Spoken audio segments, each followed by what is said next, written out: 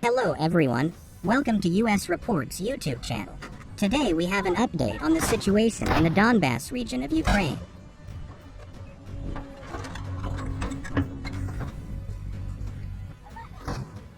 Analysts from the United Kingdom's Ministry of Defense assert that Russia's armed forces have suffered extraordinary losses in recent weeks, a development that some believe will be decisive for the outcome of the bloody conflict.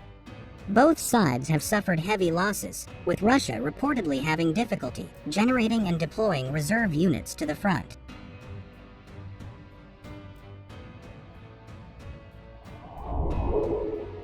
After nearly 5 months of fighting, the Ministry of Defense in London stated that the issue of bolstering frontline reserves in key areas is becoming increasingly crucial to the outcome of the war. In its most recent intelligence report, the Ministry of Defense in London stated, "Heavy shelling continues as Russia encircles the Severodonetsk region via Izium in the north and Popasna in the south. Russia will almost certainly attempt to deploy a large number of reserve units to the Donbas."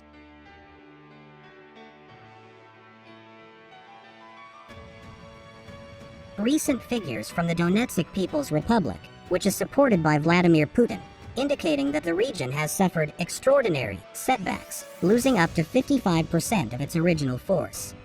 Since March 25th, the Russian authorities have not disclosed the total number of military casualties in Ukraine.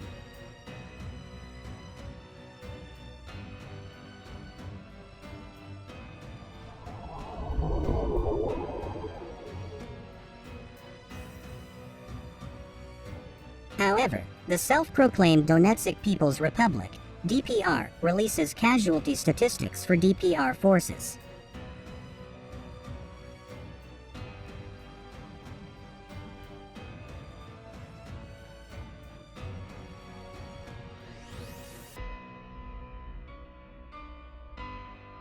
Since the beginning of 2022, the DPR has recorded 2,128 military personnel killed in action and 8,897 wounded as of the 16th of June. Approximately 55% of the DPR's original force has been lost, highlighting the extraordinary attrition suffered by Russian and pro-Russian forces in the Donbas.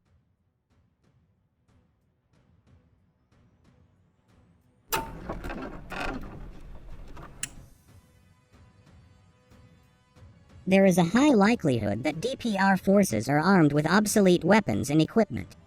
On both sides, the ability to generate and deploy reserve units to the front is likely to become more crucial to the war's outcome. The British Defense Intelligence estimates that between 15,000 and 20,000 Russian military personnel have died since the invasion in February. Putin said he was proud of his soldiers in Ukraine on Tuesday. Putin said in televised remarks during a Kremlin meeting with military academy graduates, "We are proud that during the special military operation our soldiers acted with courage and professionalism, like true heroes."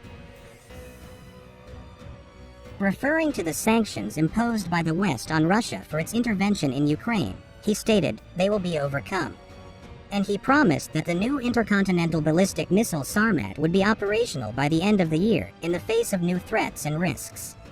Putin added, "There is no doubt that we will become even stronger."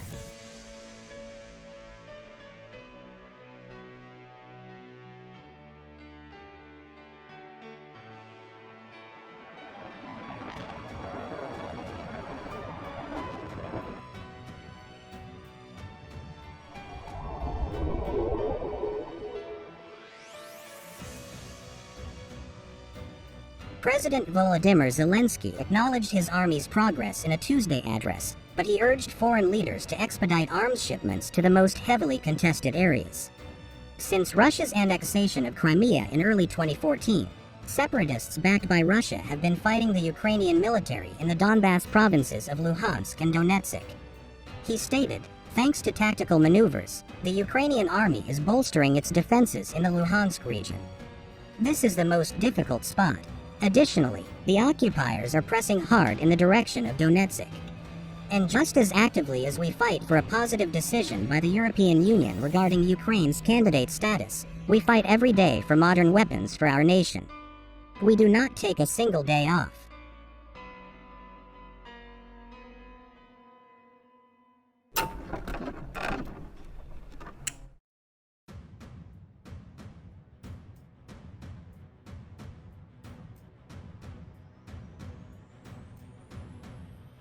Tuesday, 15 people, including an 8-year-old child, were killed by shelling in and around the northeastern Ukrainian city of Kharkiv, where Russian forces have intensified their attacks a month after being driven from the city's northern outskirts. There were 15 fatalities and 16 injuries. Such are the terrible results of Russian daytime shelling in the Kharkiv region, according to the governor of Kharkiv, Oleg Senegubov. The deaths occurred in Kharkiv, the second largest city in Ukraine, as well as in Chugiv, a town 30 kilometers, 18 miles, to the southeast, and Zolochiv, a city 40 kilometers, 25 miles, to the north.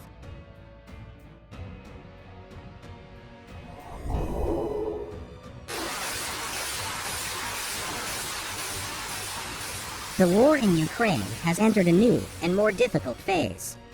In Severodonetsk, Russian tactics, which often destroy entire urban districts before sending in ground troops, have presented Ukrainian commanders with a conundrum: retreat and live to fight another day, or stand their ground and possibly see some of their best troops killed or captured. The outlook for Ukraine in Severodonetsk looks grim at best and preordained at worst. About 70% of the city is now under Russian control, and U.S. defense officials assess that Russia could take all of Luhansk within weeks.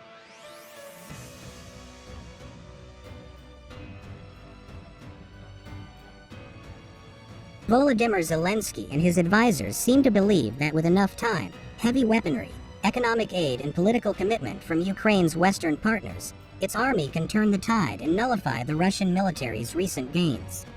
While Kyiv insists that diplomacy is the only way the war can end, Zelensky himself has declared that any peace talks with Moscow will have to wait until after Russian forces withdraw to the 24th of February lines.